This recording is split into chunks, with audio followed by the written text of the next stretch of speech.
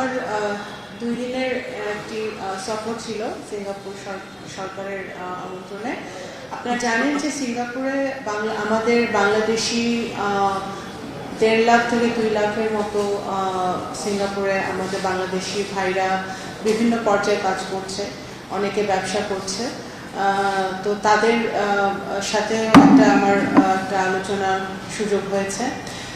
সিঙ্গাপুরে আমাদের যারা আছে তাদের ব্যাপারে এবং সিঙ্গাপুরে আরও বেশি দক্ষ জনশক্তি রপ্তানির ব্যাপারে সিঙ্গাপুরের লেবার মিনিস্ট্রির সাথে মিটিং হয়েছে। সিঙ্গাপুরের ফরেন মিনিস্টার এবং state minister for foreign affairs, যিনি ওনাদের হোম মিনিস্ট্রির দায়িত্বে আছেন, ওনাদের সাথে দ্বিপাক্ষিক বৈঠক হয়েছে, যেখানে আমাদের সিঙ্গাপুরের সাথে যে ট্রেডটা আছে সেই ট্রেড গ্যাপটা যেখানে আছে সেখানে হচ্ছে আমরা ওদের কাছ থেকে অনেক বেশি ইম্পোর্ট হয় এক্সপোর্টের চেয়ে। এক্সপোর্টটা কীভাবে আমরা বৃদ্ধি করতে পারি সেই বিষয়ে আলোচনা হয়েছে। সিঙ্গাপুর বাংলাদেশের সম্পর্ক আমাদের 1971 সাল থেকে অত্যন্ত জোরদার আছে এবং ভবিষ্যতে আরও বেশি কীভাবে গভীর করা যায় সেই ব্যাপারে আলোচনা হয়েছে। আমাদের ট্রেড ইনভেস্টমেন্ট বাড়ানোর ব্যাপারে আলোচনা হয়েছে। আপনারা জানেন যে অনেকদিন ধরে সিঙ্গাপুর সরকার আমাদের চিটাগং পোর্টে পে টার্মিনালের ব্যাপারে একটা তাদের প্রপোজাল আছে, সেটা নিয়ে ওনারা কথা বলেছেন। আমাদের একটা এনার্জি একটা প্রজেক্ট আমরা ভিজিট করেছি, যেখানে ওদের ওয়েস্ট টু এনার্জি, তারা ওয়েস্ট ম্যানেজমেন্ট করে কীভাবে তারা এনার্জি উৎপাদন করে, জ্বালানি উৎপাদন করে সেইটাও আমাদেরকে ওনারা দেখিয়েছেন। তো বিভিন্ন রকম ভালো এবং অত্যন্ত সফল দ্বিপাক্ষিক আলোচনা হয়েছে এবং আমাদের সরকার গঠনের পরে এটাই প্রথম সিঙ্গাপুরে একটা সরকারি পর্যায়ে সফর ছিল। জাপানের সাথে আমাদের বাংলাদেশে রিসেন্টলি আমাদের একটা ফরেন অফিস কনসালটেশন কমপ্লিট হলো। জাপানের ফরেন মিনিস্ট্রির একজন সিনিয়র মন্ত্রী এসেছিলেন, সেখানে আমাদের জাপানের সাথে আমাদের ফরেন সেক্রেটারি ছিলেন, বিভিন্ন বিষয়ে আলোচনা হয়েছে। আপনারা জানেন যে জাপান আমাদের লার্জেস্ট ডেভেলপমেন্ট পার্টনার। জাপানের সাথে বাংলাদেশে অলরেডি অনেক প্রজেক্ট চলমান আছে, আমাদের 3rd টার্মিনাল, মাতারবাড়ি সহ অনেক প্রজেক্ট আছে। আরও জাপানের আমাদের লোক পাঠানোরও একটি কার্যক্রম চলছে, কাজ চলছে, আমাদের প্রবাসী কল্যাণ এটা নিয়ে কাজ করছে। তো জাপানের সাথে কথা হয়েছে। জাপানের সম্মানিত প্রধানমন্ত্রী আমাদের মাননীয় প্রধানমন্ত্রীকে আমন্ত্রণ জানিয়েছেন। আমরাও জাপানের প্রধানমন্ত্রীকে আমন্ত্রণ জানিয়েছি। অবশ্যই কোনো একটা সুইটেবল সময় আমাদের মাননীয় প্রধানমন্ত্রী অবশ্যই জাপান সফর করবেন এবং জাপান এবং বাংলাদেশের সম্পর্ক আরও গভীর হবে। বাংলাদেশের মাননীয় প্রধানমন্ত্রী কবে জাপান সফর করবেন এখন সেটা দিনক্ষণ কোনোটা ঠিক হয়নি। এটা আমাদের দুই দেশেরই একটা সময়, সুইটেবল সময়, সেটা নির্ধারিত হবে। মাননীয় প্রধানমন্ত্রী আপনারা জানেন বাংলাদেশের বিভিন্ন কাজে উনি এখন ব্যস্ত আছেন এবং অন্যান্য ভারত সফর সহ অন্যান্য সফর কোনো কিছুই এখনো ফাইনাল হয়নি। সেটা অবশ্যই দুই দেশের সাথে আলোচনা করে সেটা ফাইনাল হবে। I am always positive.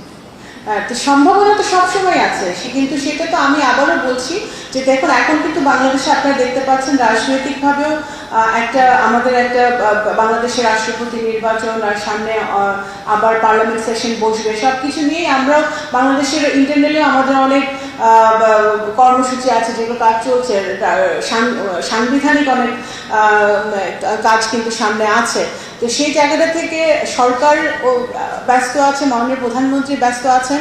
তার মধ্যেই যদি সব কিছু মেলে অবশ্যই ভারত সফর হবে, জাপান সফর হবে, সব সফরই হবে, সেটা দেখা যাক। আমি আবারও বলছি আমরা সকল দেশ সফরের ক্ষেত্রেই আমরা বাংলাদেশ সরকার পজিটিভ আছে, কিন্তু এটা নির্ভর করবে মাননীয় প্রধানমন্ত্রীর সময়ের উপরে এবং দুই দেশের আলোচনার কতটুকু আগাচ্ছে সেটা।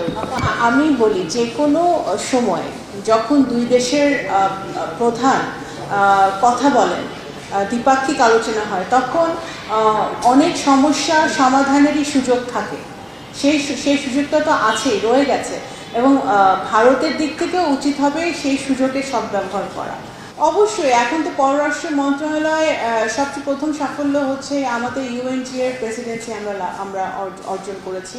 আমরা জয়লাভ করেছি একটা এমন একটি দেশকে হারিয়ে, যে দেশ 10 বছর ধরে এই ক্যান্ডিডেসির জন্য লড়াই করছিল। তো অবশ্যই বাংলাদেশের প্রথম সাফল্য পররাষ্ট্র মন্ত্রণালয়ের সাফল্য। এটা পররাষ্ট্র মন্ত্রণালয় সকল মন্ত্রণালয়ের সাথে অত্যন্ত গভীরভাবে কাজ করছে আমাদের রিজিনাল কানেক্টিভিটি বাড়ানোর জন্য, আমাদের ইকোনমিক ডিপ্লোমেসি, সফট ডিপ্লোমেসি যাকে বলে, কালচারাল ডিপ্লোমেসি, স্পোর্টস ডিপ্লোমেসি। আমাদের ম্যানিফেস্টোতে আমাদের ফরেন পলিসি নিয়ে যা যা আছে, সবার আগে বাংলাদেশ নীতি রেখে সেই ম্যানিফেস্টোটা প্রণয়নের জন্য পররাষ্ট্র মন্ত্রণালয় গত 5-6 মাসে অত্যন্ত নিবিড়ভাবে কঠোরভাবে কাজ করছে। আমরা ইতিমধ্যে কিছু নতুন উইং খুলেছি আমরা, যাতে আমরা আমাদের বাংলাদেশি ভাইরা যারা বিদেশে কাজ করে, আমরা অভিবাসী সমস্যা সমাধান করতে পারি, মাইগ্রেশন প্রবলেম আমরা হ্যান্ডেল করতে পারি। আমাদের বিভিন্ন ধরনের আমাদের ইকোনমিক ডিপ্লোমেসি বৃদ্ধি করার জন্য আমরা অত্যন্ত জোরালোভাবে আমাদের ফরেন মিনিস্ট্রি কিন্তু সকল দেশের সাথে কাজ করছে। তা আমি মনে করি অবশ্যই আমরা চেষ্টা করছি, কারণ আমরা চেষ্টা করছি, আমাদের চ্যালেঞ্জেস আছে, কিন্তু আমরা চেষ্টা করে যাচ্ছি যতটুকু আমরা সরকারকে সহযোগিতা করতে পারি।